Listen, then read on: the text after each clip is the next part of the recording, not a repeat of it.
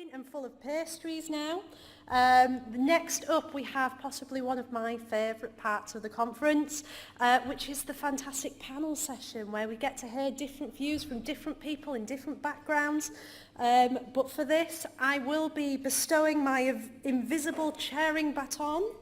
We'll be going over to Mr. Tim Ingham. I will throw it. Catch it, IT Fairy! Yay! I will now pass you over to Tim. Thank you. Good morning. They have given me a microphone again, which foolish that they are. No, I'm quite honoured and privileged to host this panel. I'm also quite nervous because I'm following in the footsteps of the legendary James Woodward. And if you know James, you know how well he does at this, so I'm really hoping I can do him justice. We're here to do the panel session. It's not about me, it's about these amazing people sat on the stage, and it's also about you. I know already we've had a lot of really good questions from the audience, but this is really your chance to shine. I want you to lead this conversation. I want you to drive these panel members hard to get some really good debates going, and hopefully you can get some really good takeaways from this to move forward. So I'll introduce the topic and then I'll get the panel members to introduce themselves. Today we are talking about a really broad topic, and that is gender, diversity and inclusion in IT. So it is a big topic and I'm expecting lots of different questions to come in from lots of different areas. But first we'll introduce the wonderful panel members, and I'll start at this end and let them introduce themselves to you. Hello, I'm Anna Matthews. I'm the Head of Policy and Projects at UCISA. Spirits, are you with us? No, don't do it, don't do it.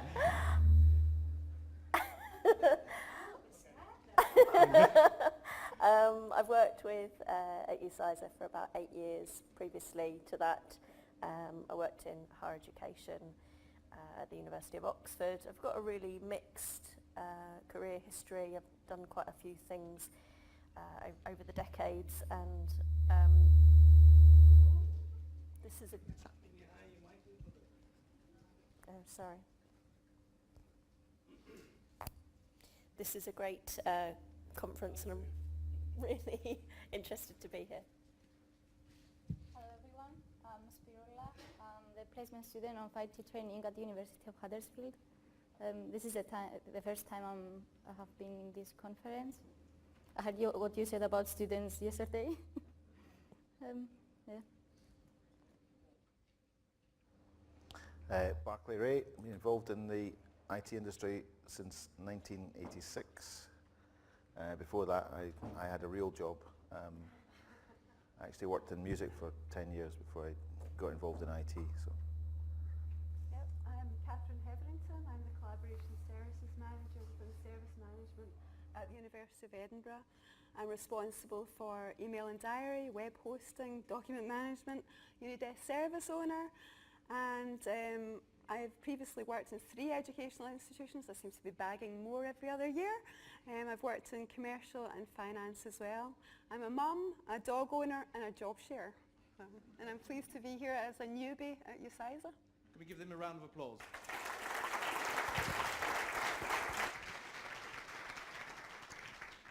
So I'm going to kick things off, and I think it's only fair to start the conversation about women in IT. I think it's fair to say that there has been a women in IT movement through this year, and a lot of the people in this room have been involved in that movement, and I've seen a lot of positive things through social media and through other events such as the SIT show this year about the conversation around women in IT and women in technology.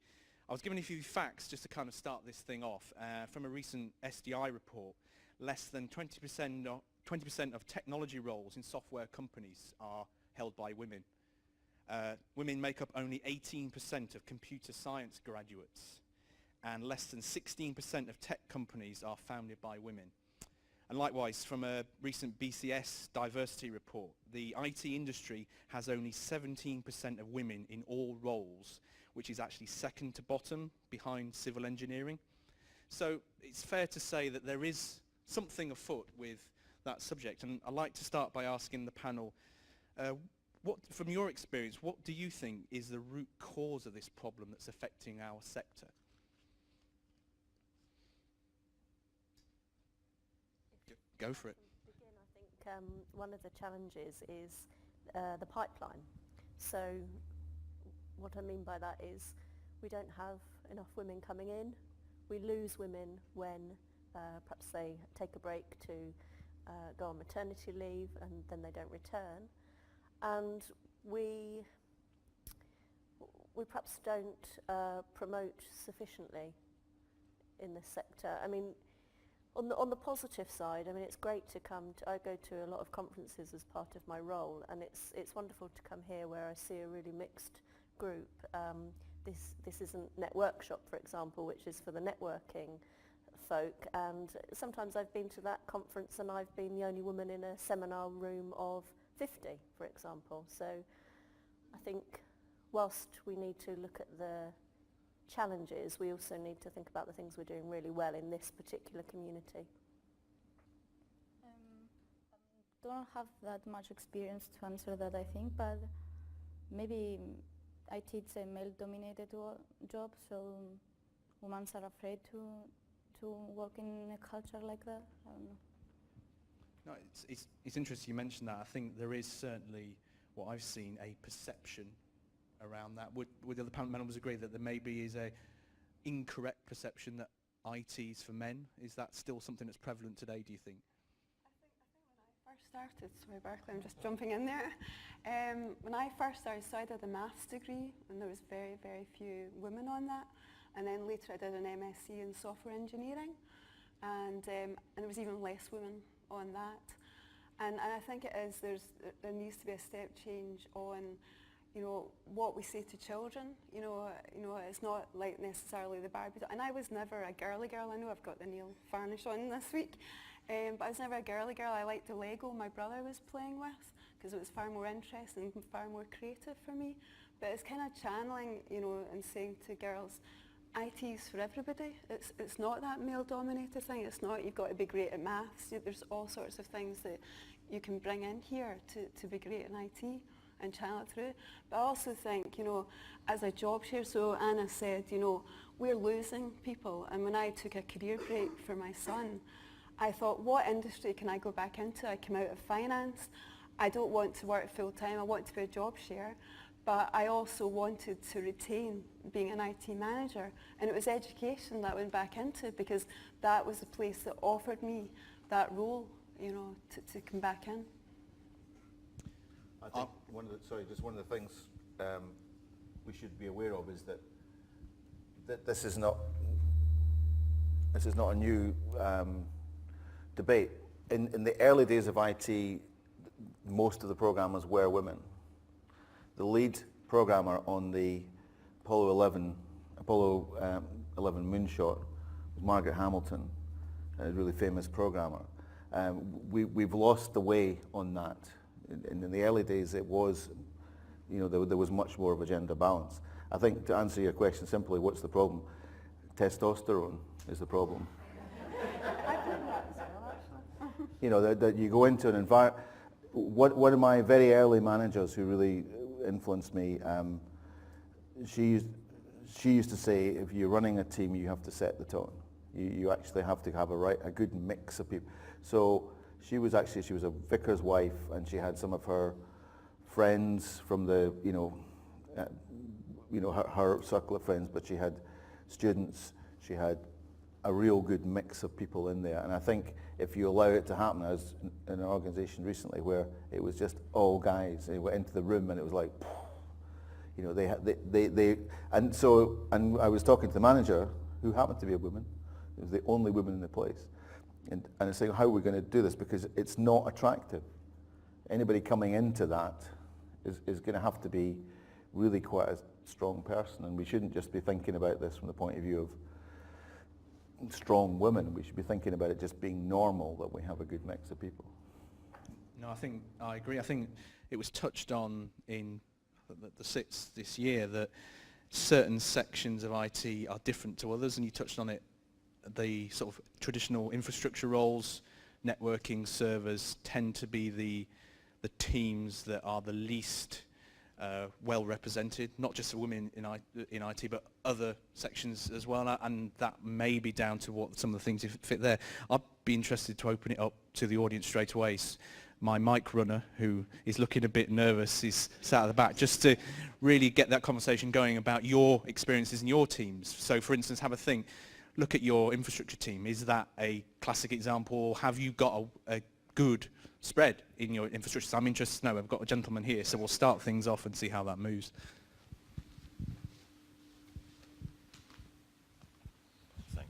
Thanks, Tim. It's Nigel Buckland from Leeds Beckett. Interested in what Anna was saying about the pipeline. Totally agree. I think we've got a real problem on the pipeline. I think we have an opportunity in the universities, in higher education, to influence that pipeline. And I'm just interested to see what other people are doing as well in terms of how are we getting into the schools, how are we getting into further education, and kids who are in the sixth form starting to come up with their career choices to say, well, actually, IT might be for us. I mean, what we're trying to do, and Sally's championing this, is actually when we're bringing in our student placements, so our sixth formers who are sitting down doing a bit of work experience, we're directly going out to the schools to say, well, actually, you need to work with us to get the right people in so we can have that exposure and start to have those conversations early. Just interested in what other people might be doing. Anyone Willing to offer it up? Has anyone really got a good work experience linked with local schools or colleges in terms of what they do for the universities? Anthony, you can use my mic. He's going to be too slow. I mean, with myself, it's more of a personal link because it's something I'm very passionate about, but I think we have to take all the opportunities that we can see and actually really push to make those opportunities. Otherwise, it's not going to get any better. So for myself, my daughter had just something small. She's only 6 years old, but she had a work experience day at school, so everyone can see the different sort of careers you can do when you grow up. So it was something where I had went and spoken at the school, and it wasn't talking about IT, and it wasn't talking about, oh, I go work with computers all day and I do this and I do that. It was more about the sort of skills that you can have and making it fun and making it exciting, because I think it's something where you need to do it at a young age. My daughter, she's naturally just very into science, she's very curious, and it's one of these things where at schools you can have polar opposites. You can have it where they don't develop children in that sort of way. They sort of push them towards particular subjects, whilst at the same time, and I've seen it with my own daughter, where they can almost like overpraise her, going, well done, you love science, well done, that's fantastic. And it's those small changes that we have to push ourselves to be able to make a difference.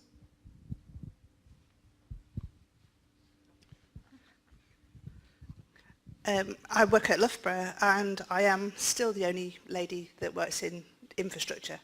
When I was at DMU, I was the only as well.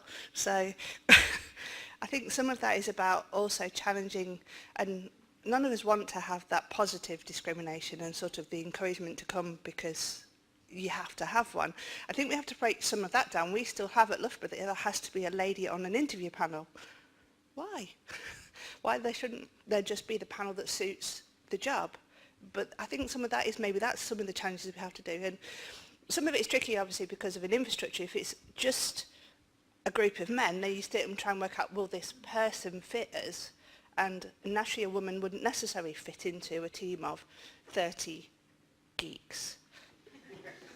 I'm trying to think of a nice way to put it. But do you know what I mean? So some of that is that challenge as well. It's almost like bring your daughter to work days and encourage them into places that they wouldn't necessarily go. Maybe that's something that should be more as well. Take them to somewhere they wouldn't go. I'm interested in getting a view from maybe Spirula about, obviously you're not native to the UK, how in terms of schools and things, how does that work? Is there anything different you see from what you've heard so far about what happened when you went through the education system in your country? Is that slightly different to the UK? Yeah, I think we didn't have that much like where you want to go. You have to decide by yourself. We didn't have like someone to show us how is the work, what do you do. It's slightly different. It's an interesting thing, I think. Getting children at a young age may be something to consider. I also think it was touched upon today and it was touched upon yesterday about Are we looking for the right skill sets? I think creative people was something that was talked about quite often. Interested to hear maybe from the panel in terms of recruitment. Are we getting our job descriptions right? Should technical skills not be essential? Should customer service skills be more essential? Do you think that plays a part into it as well? Certainly something that we have been trying to do with the professional service management framework is discuss and get that into the mindset of certainly initially recruitment companies and people that are doing recruitment, because I mean I think part of the problem as well, and you know, hold my hands up here in terms of the presentation I just gave where I talked about soft skills. We should change that language. It's just not, it's just convenient to use that because that's what people refer, but we shouldn't call it soft skills. It's business skills, communications, customer service, you know, all those kind of things that will change the tone of it, because those things which are important are deemed to be less important, and the job descriptions that we have, I think in most cases, are a complete waste of time. They just don't actually reflect what people do, and they don't say enough about what kind of people and competency and people skills that we, you know, it's always tagged on at the end. Oh yeah, excellent communication skills at all levels. Good, and what does that mean? You know, I mean, it's not enough. We should be calling it out. Back to the thing about, you know, it's what we do is we keep the world going in service. You know, we're in higher education here, but service management, we keep the world going. We should be proud of that, and we should be calling out very much what are the important elements of that as part of our profession, and anything that we can individually do to progress, you know, to redress the balance of these numbers that you gave earlier, I think is essential. And if that's just how we use different language, then let's do that. I think we should be looking at the graduate pool as well. I mean, I think there's a real difficulty in recruiting technical people because we're coming up against industry, and a lot of our technical people, so we have our graduates go off and, you know, get into industry, and then we can't compare price-wise, you know, with our salaries don't match. So why aren't we taking, you know, our graduates and then training them up to be, you know, our employees of the future? Because we have a potential diverse workforce. And I really liked John earlier saying that he goes to that graduate talent pool, because those are, and that brings in diversity as well, you know, because we have a diverse student population. Question, oh, we've got a lady there, and then we'll come down to the front here as well afterwards. Please stop calling our little girls bossy. I find it's like language is really, really important in how we refer to people, and a lot of girls and women in the office as well get called bossy by people. They're not called assertive, and that chips away at you every single day using these words. So we need to be thinking about the language we're using with people at nursery, with them when they're at school, secondary school, university, and especially when you're in the workplace. No, totally agree. Let's jump on down the front here.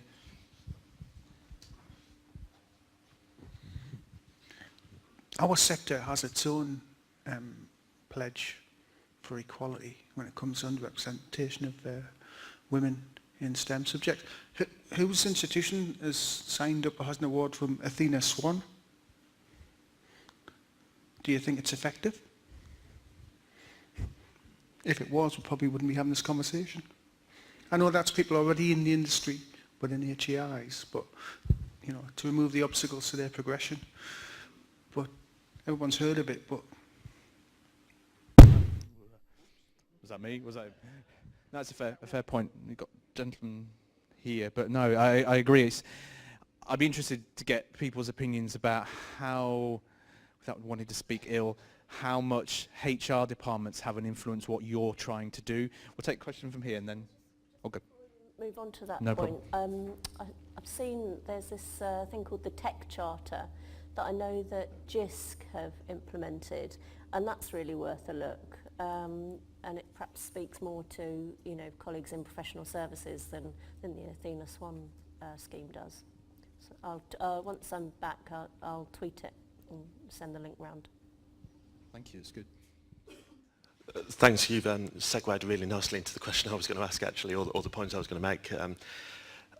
I think we have got a pipeline problem, we all know that. I think we have to be careful not to use that as a cop-out for the pragmatic and practical things we can do in our roles to try to address the situation that's facing us. It's quite easy to put your hands up and say, hey, look, well, there's a pipeline problem, we just don't get enough women applicants. HR practices can be an issue, and I think we have a responsibility to challenge HR about how we recruit and how we promote diversity in our applicants. There are two exemplars of good practice or helpful things that I've seen lately, which I'll share on Twitter in a moment, but one was a web-based service to which you submit your text, your job adverts, your job descriptions, and it analyses them for tone and inclusivity.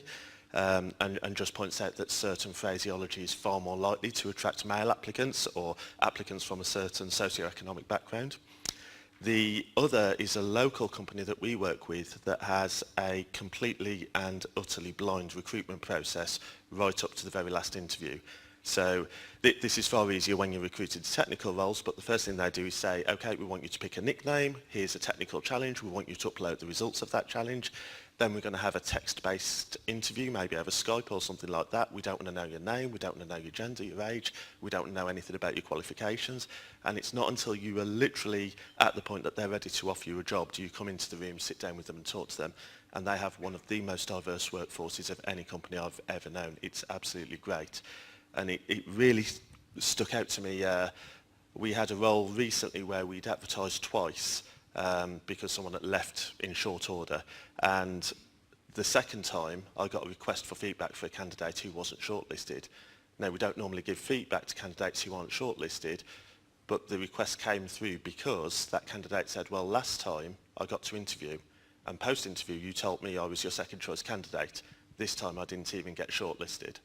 And I thought, well, wow, doesn't that just show that our recruitment practices are just a complete lottery?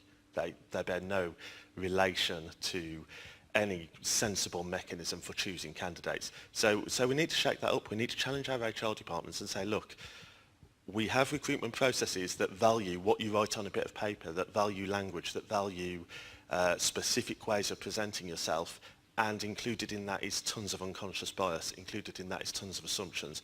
We need to change that now, convince your HR department to do that. I think you touched on something.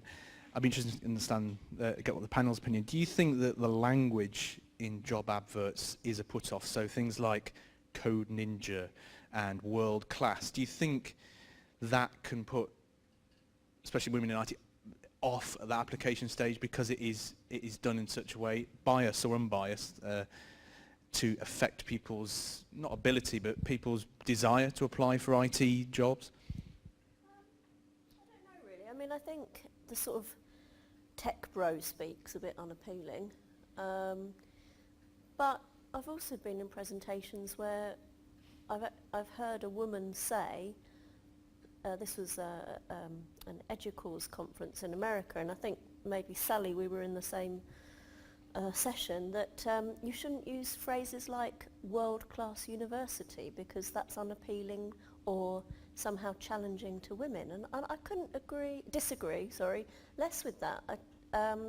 So I think the language thing is really tricky. I think it's useful to put advertisements through the kind of software that's just been described, but I'd be really cautious about removing superlatives if that means that we, because it's thought that that might put off some women, because that simply isn't the case for lots of women. Oh, Sally's... Sorry, I was...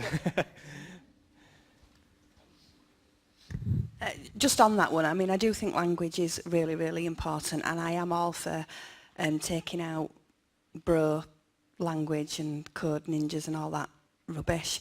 But in terms of things like world class and all those kind of things, I think actually what we need to be doing is more work with women so they associate with that language.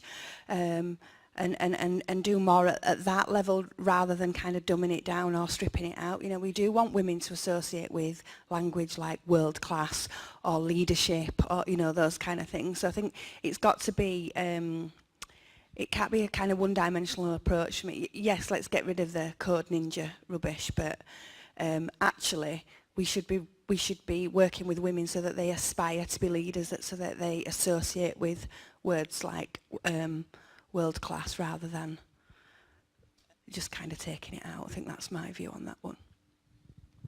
No, thank you. It's got a question right in the middle. Oh, hello. It's yes. Oh.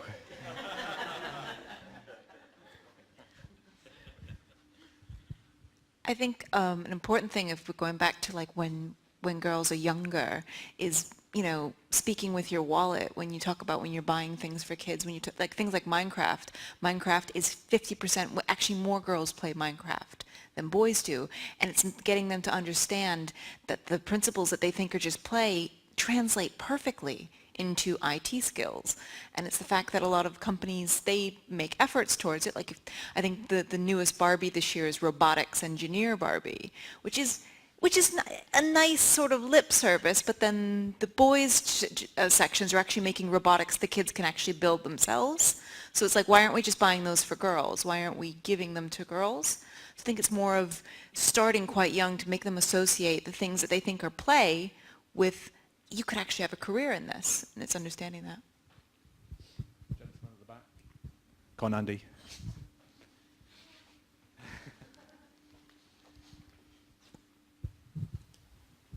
Thank you. Yeah, actually following on to that, I'm pretty sure Minecraft was a tool used to teach kids basic coding and stuff like that. Or was it just original intent? Making the assumption now that kids are kind of becoming more tech savvy as they're growing up, and like Barclay said with his little one, talking about using Firefox instead of Chrome for specific reasons that I didn't even know myself. Basing our assumptions on that, going forward to the point where they're at application stage for jobs when they grow up, would it not be better to then aim the application more towards a people skill side of things, more towards the personalities of the people, and take it less away from the technology side of things, because you're already making the assumption that they know this stuff and they're already aware of this stuff, and focusing on the customer service skills and the people skills that are more important in those kind of environments and the customer facing environments. I think that's a really good point in terms of the younger generation. I'm not going to, I can't believe I said that. But young people, that's even worse. People coming up to an employment age have used technology since year dot. My son, he's only 2, and he can work an iPad, and God knows what technology is going to be like when he leaves school. Are we, and this is for the entire panel because you've all got different views on this, are we, in the way we do recruitment and things for men and women, are we still sitting in the dark ages when a lot of applicants, like gentleman's just said, are already tech savvy with the stuff they're carrying around in their pockets, and we are, again, because we're leaning too much on technical skills because we think they need them when they've already got them because they've been living it for the last 18, 19 years? I think we really have a problem with our recruitment, both in terms of the agency approach, for example, is in my view is really quite broken, because it is entirely based on keyword searching that doesn't, and they with one or two notable exceptions, but not many, they are just trying to shift people through as quickly as they can. Fair enough, that's their business, but they need to take more account of the other aspects of capability, of competence, of personality, of attitude, and all those kind of things. So they need to prove that, and that's not just about gender balance, that's just about people balance as well. I think diversity is more than just about gender. But I think on the other side, I think we have to get better at really describing what we do and making it more appealing, and certainly making it more appealing to women, but also just making it more appealing to a different set of people. Whether or not you agree with all the things I said in the first session, we do have to rethink what it is that we do, and so that is I think that's a great opportunity now to redefine the IT role and the IT service management role and all the other bits and pieces in a way that is more appealing and that is more realistic about what the actual job is.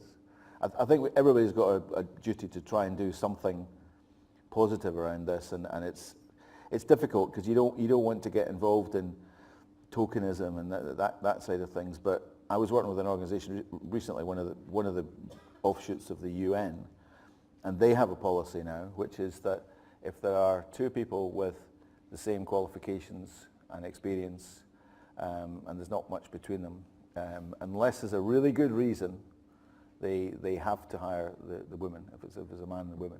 And you're going to get lots of loonies going on about political correctness, but you just have to forget about them.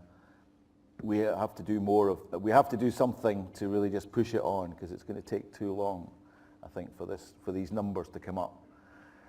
Yes, education, yes, kindergarten, yes, the pipeline, but I think we all have a personal duty to do something constructive to try and push this on a little bit more. And maybe we should be using the tech a bit more. So what are our actual jobs? Maybe we should be showing them via video, that this is it's not just sitting down programming at a computer all day. It is those interactions, it is those people skills, it is all these different things.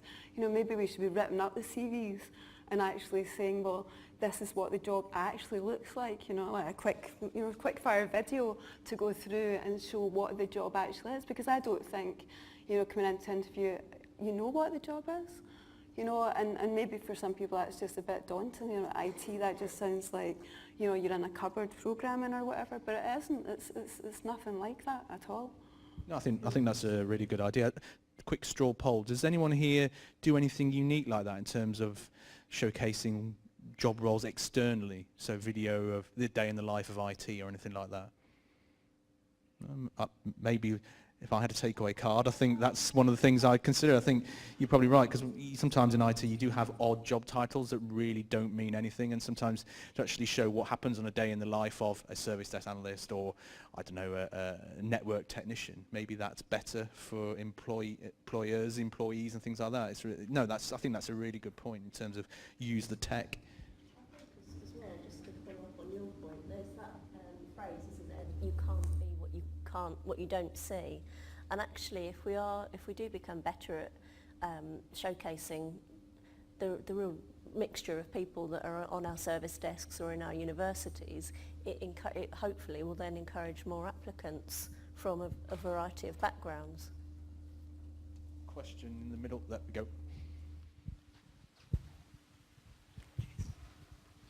Yeah, I've been around quite a long time in IT. In the 80s I did O-level computing, I was one of three.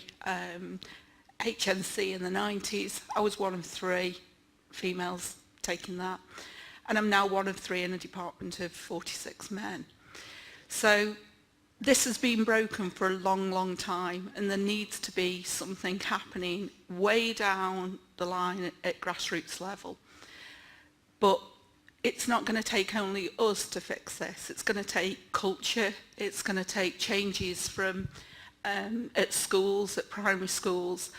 And I don't think it's even down to parents even, because at the ages of 2, 3, kids just pick up toys that they want to pick up. I had a son who played with a pram.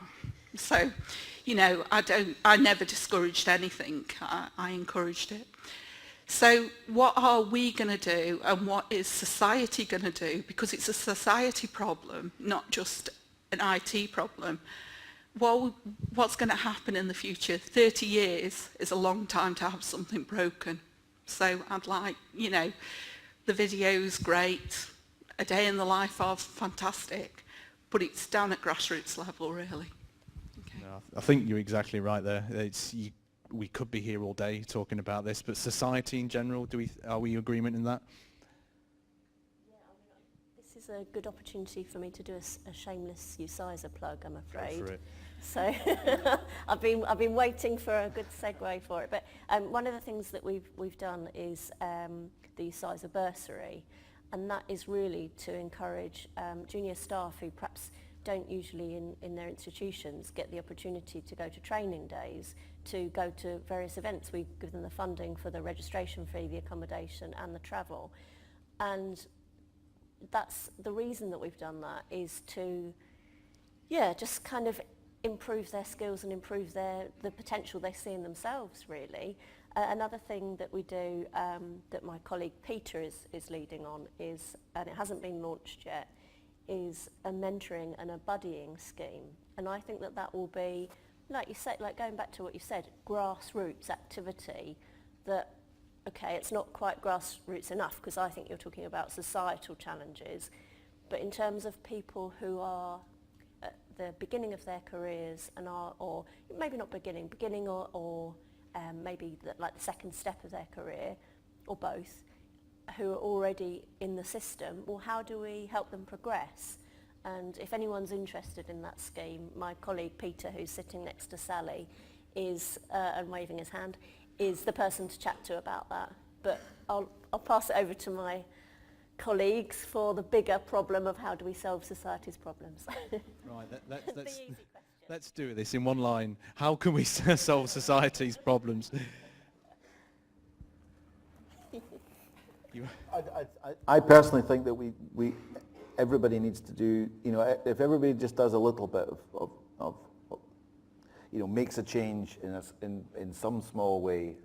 I mean, personally, for example, I've said that I will not sit on an all-male panel, which might seem quite small, minute thing, but things like that I think we need to do more, where we are looking without it being, and I saw some tweets yesterday about, that kind of whole idea of tokenism, which is horrible. But I think we have to do we all have to do something and keep just plugging it away. And if it is, that includes how we use language. The whole taxonomy of our culture is geared towards, the whole thing of what boys and girls should be doing. Well, we need to tackle that individually. I don't think there's any government policy or that's going to suddenly change it. But if we all do a little, we will actually get some progress. Sorry, I can't solve the rest of the problems of society. Maybe we should consider that, the society problem. I was watching a film recently, Made in Dagenham. I don't know if anyone's seen that, about women equality and in terms of salary. And it was a long time ago that, and yet salaries are still not equality. So maybe we should be speaking to our MPs and our MSPs about a change of things. Just get in there at the grassroots. Just let's tackle our MPs. Let's change Unless it's to do with Brexit, you're not going to get anything, are you? Really? sorry. Spirula, would you concur with that, or have you got any views from what you see? I don't think we can really change the society, but we can make small changes, like to help with this, like in the gender equality and everything. It's like small steps to change that. I'm not really sure how we can do that. No, it's a fair comment. I don't know. I think we have changed that. I mean, when I was growing up, being gay, for example, was completely something nobody ever talked about. It was, and now we have a whole agenda which is supportive of that whole community. So that has changed, and okay, it's taken 20, 30 years, but it has happened. So we can do these things, I think. I think we're also, as university, I've got 3 questions, I'll keep your hands up. I think we're in such a unique position because our customers, our users, however you want to call them, are from such a diverse background anyway. So different races, religions, different parts of the world, and so you walk through a university campus, I'm sure you're all the same, and you can see all those different things happening. And I think that gives us an opportunity to learn from that and get those experiences of those students and actually understand what is it they're looking for. Take the 2 gentlemen there, and there's a gentleman right at the back as well. Hi. I'm getting a bit worried now. I mean, we've had a very positive conversation with lots of good ideas coming up, and now suddenly, it's society's fault, there's nothing we can do. It's absolutely wrong. We are society. We can absolutely change it and influence it with all these sorts of ideas. So I just wanted to bring it back to a more positive thing, that, you know, we're a part of society. It is all of our responsibilities to make those changes, to push things forward. No, fair comment. Thank you. Dave Anderson from Glasgow, and it kind of follows on from that point that now each of us have a responsibility in our own workplaces to make a kind of positive contribution, and that can be calling out inappropriate behaviour, and that's not necessarily illegal inappropriate behaviour, that's just blokishness in IT, if you like, and calling that out, questioning that, so that as things do start to improve, and I think things are improving, but as things start to improve, we're not putting women off as they join the operations team, that they're able to be part of that team and treated as part of that team. So we have to call out that blokishness, not just because it's good for our teams, but also because it's good for our customers. 58% of students at Glasgow are female. If we're not able to support them as students, then we're not able to support them properly. So we have to call out that blokishness and draw a line, and where we see it, call it out. Totally agree. It's not just about gender, it's about sexuality, it's about calling out. We as leaders should be able to, and not just as leaders, there should be, this is my own opinion, a culture where you should be able to call out any kind of behaviour like that, and it should be listened to, because I think that is the only way, like you say, we as individuals are going to make our departments, our teams more inclusive, is to effectively ensure that behaviour like that cannot continue. So no, I totally agree with that one. Hi there, Mike Burns, Highlands and Islands. We've got a problem in terms of, you have, for example, an operations team. I haven't had a vacancy come up in that department for 7 years, and it's 100% 45-year-old white males. Simple as that.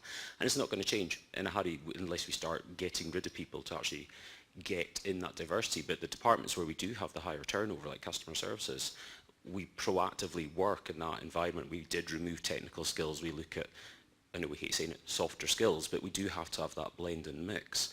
But I did do a conference with our further education students, so you know we cover HE and FE, and across both sexes, and this is now a major problem, is actually the sense of entitlement as opposed to the youngsters understanding what the job markets are.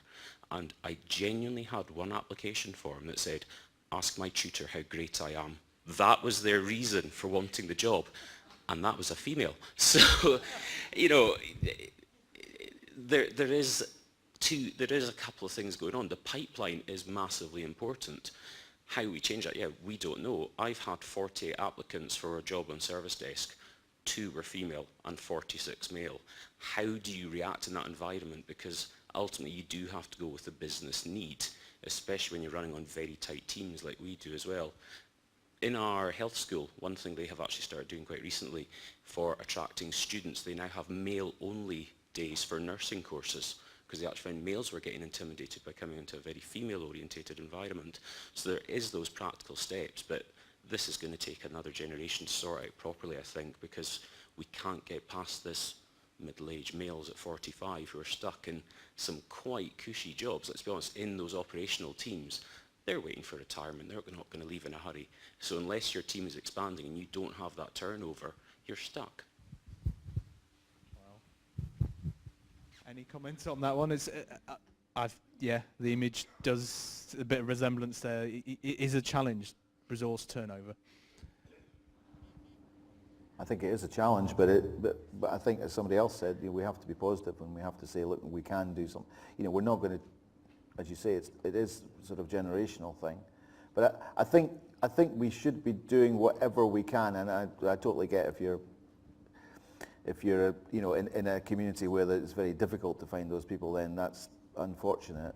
But I think back to the point about we can all try and do something to push it forward, and whether that's if that is talking to our MPs or MSPs, or getting involved in some kind of activity that promotes it. I mean, I think the thing that has interested me in the last year is this idea of sponsorship, rather than actually looking at just trying to do things differently, is also trying to push individual people and support them. If you're further up the tree and you're a middle-aged white male, then everything that you can do to try and sponsor women in roles in your succession planning. I mean, and succession planning is a big thing here. How are we going to make sure that we bring people on?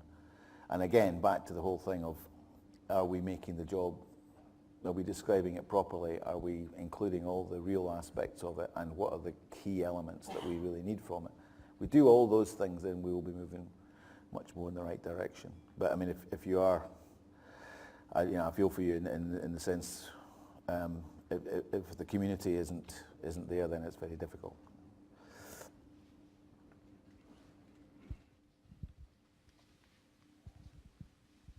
So, Maylene Cannon from Imperial College. I just want to share what the college is doing to at least help address the pipeline problem. So every Saturday we have a program called Code Lab. This is focused with engaging with the communities, so targeting 11 to 16-year-old girls. So they're introduced to JavaScript, basics of animation, things like that. So hopefully by the time they, grow up, then they will be interested with IT. So that's how we're trying to help with the community address this problem. No, it's interesting. I think we've talked a lot about gender and inclusivity for different aspects. I'm conscious of time, but I want to touch on another subject that is actually quite prevalent today, in being the NHS's 70th birthday, which is a nice thing to celebrate. It's actually to talk about inclusivity, but from the aspect of mental health and well-being, because we've touched on resource pressures, and I know personally that we are under increasing pressure to deliver a lot more with either the same or a lot less. And I'm interested to hear the panel's view on what we as employers should be focusing on in terms of well-being for our teams. But I'm also interested to hear from you about your views on mental health and well-being and how you're tackling it in your workplace. I suppose from the panel is, how important should we be focused, what importance should well-being be in terms of our team development and our sort of team strategies for the future?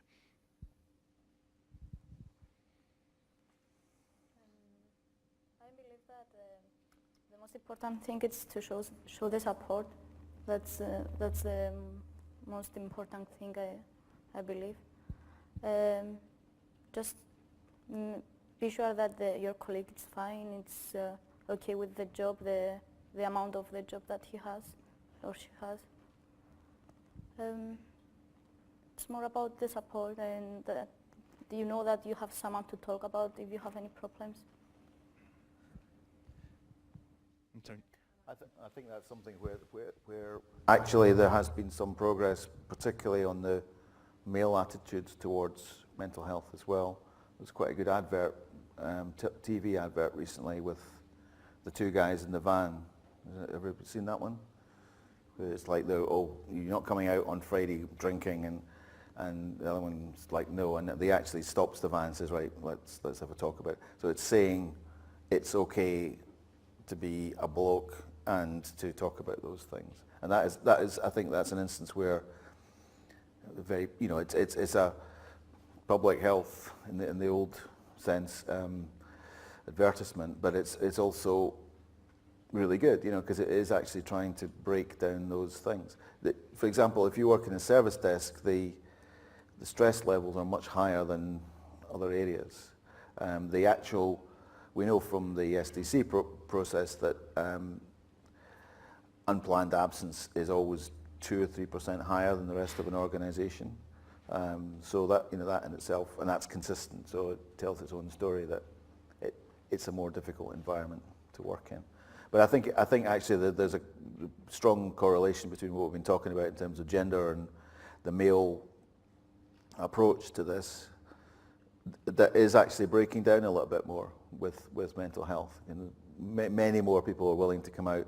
A lot of quite prominent sportsmen come out, which is very kind of macho, and traditionally you don't talk about that sort of thing. So I think that's actually been very positive.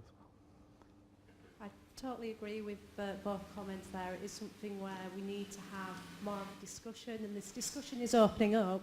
But it is about support as well, because I'm quite passionate once again about this subject, because I work in an IT service desk, and it can be very stressful. You can have times where you've got a lot going on in a day, but I think it's key that you check in with each member of your team, not checking in going, oh, how's work doing? Checking in and see how they're doing. We are all people, we all have lives, we spend the majority of our time at work through the week, so we need to have that support there, because at the end of the day, if someone is having mental health problems, it's stress that can exacerbate that, and knowing people and getting that relationship and that connection with them will help you work out what their triggers are. So for instance, when I'm stressed, everyone knows in my office, when I'm stressed, I go into like hyper work mode where I won't stop working, I won't leave my desk, I won't go for a break. And my team know, not just me knowing them, they know me. They can stop by and go, oh, do you want to come for a cup of tea? Do you want to go for a walk out? We're going for lunch. Do you want to come with me? And I think it's all about those connections and opening that discussion up, because it is a big topic that no one really talks about. Question there. Oh, he's right there. Look at that. Hello. Mental health is quite an important topic for me personally. I have to admit, like, especially where I work at the University of Kent, the support structure we've got in place, from like going through supervisors, managers, to like the support and welfare guys, we have quite a good structure for looking after our staff. There's counselling available if the stress levels are getting too high. I think a big issue now is the fact that stress is kind of just a given in this industry as a whole. It's become socially acceptable to be stressed, and I think that is probably quite a big issue that needs to be addressed. I think that touches on, I was sat at a table, the lightning strike this morning, and we were just talking about my favourite topic, which is email, but this concept of you can never switch off. You're always looking at emails, and it's kind of acceptable, maybe at my level, maybe at everybody's level, that you should be responding to emails when your boss emails. My previous boss used to email about 4 in the morning, and you kind of psychologically were expected to respond. It was kind of this weird kind of thing. So no, I appreciate that. I think there is, again, going back to society and technology, we're drifting into that because information is constantly there. It's constantly there. And is it acceptable? Is there anything written down that says you should be responding to email outside of work? It's a valid question. Or is that something we've all kind of accepted that people in a leadership role have to do that because that's what is expected of us as leaders? It's a very valid point. Tim, I just wanted to say, from my perspective, I had a member of staff who had a mental health episode, and it caught me unaware. I didn't know how to deal with that. I worked very closely with HR, worked very closely with the person, local GPs, things like that. And what I learned a lot from that was how to deal with that situation. That person he was my 100% attention for the remainder of that day, days after, weeks later. But for me, you need to know what support's available in the university and your institution. I did not know what was available. And I think institutions need to have a look at themselves. This person went to the counselling service for some support and was told, no, you don't have an appointment. This is for students. So we need to look at that. And there was an action followed up from that. So he presented himself, and then it snowballed. But for me, have a look what's available to your staff and use occupational health very appropriately.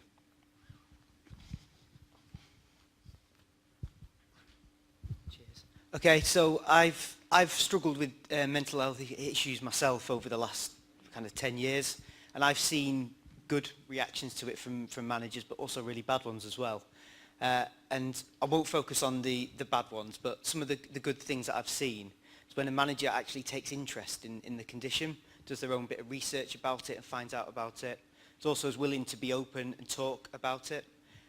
It's really easy to talk about, oh, I've broken my leg, but to actually talk about things that are going on that people can't see is really good.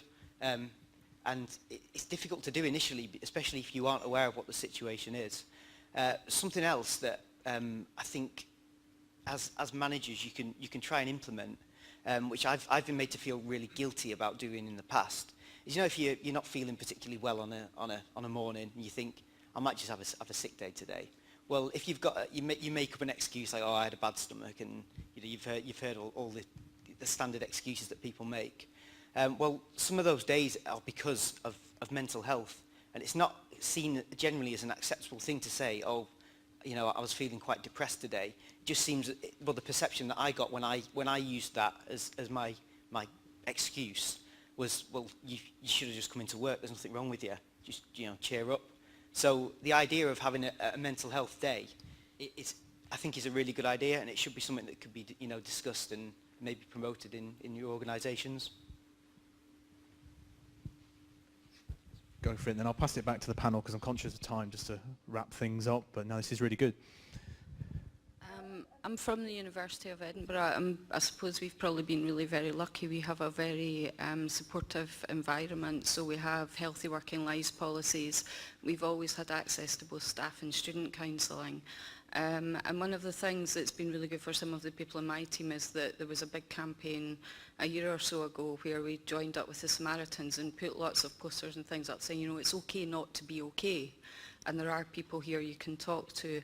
And I did have a colleague who was very much in that sort of middle-aged technical man who was struggling. He'd been moved into a support desk role from a very much a background team.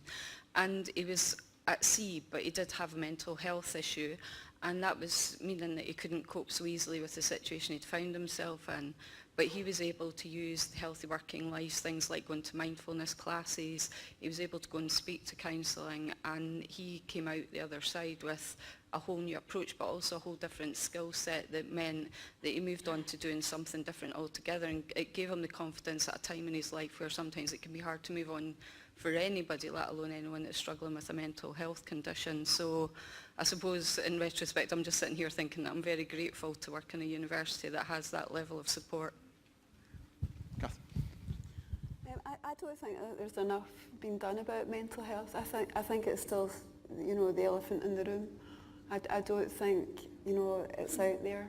And you're right, you know, David, that people are still struggling to say, I've got a mental health problem, because people don't see that you're ill or whatever with it, you know. I think there needs to be a lot more done for that. And I'm proud to be part of Edinburgh University that gives, you know, this support to its staff and students for it.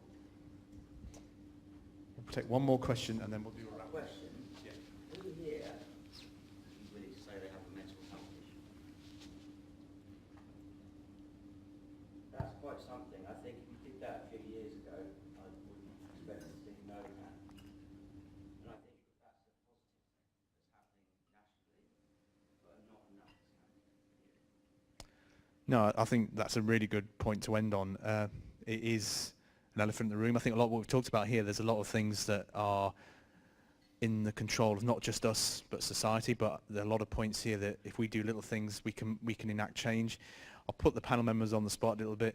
What would be your one takeaway from this session that people in the room should go away and think about with their teams? If I start with Anna, and we'll just go down. What have you learned today you think is the best thing for this session that you can take away?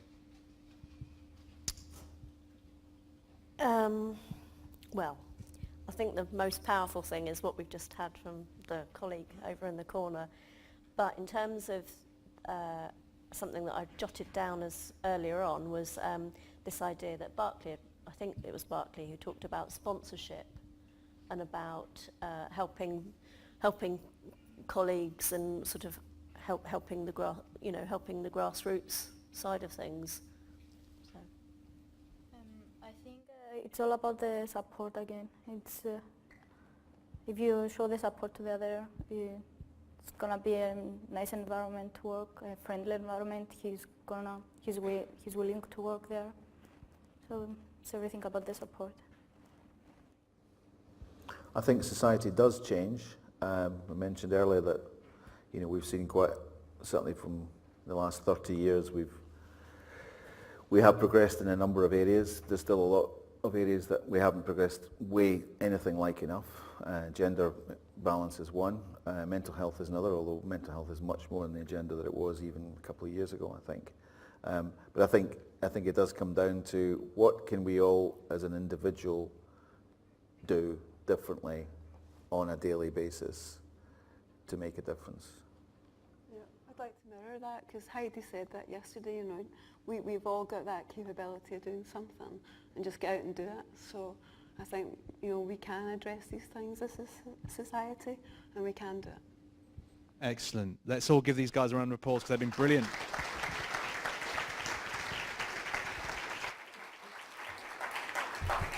I also want you to give a round of applause for Tim as well, and for yourselves. Thank you again. With that, I did find it was absolutely fantastic, heartwarming and brave conversations with so much involvement from you all, so thank you for that.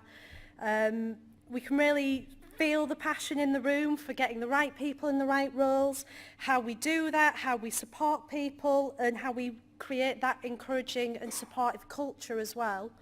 But I'm going to, honestly, I thought I was going to cry. It was so lovely. Thank you so much for that.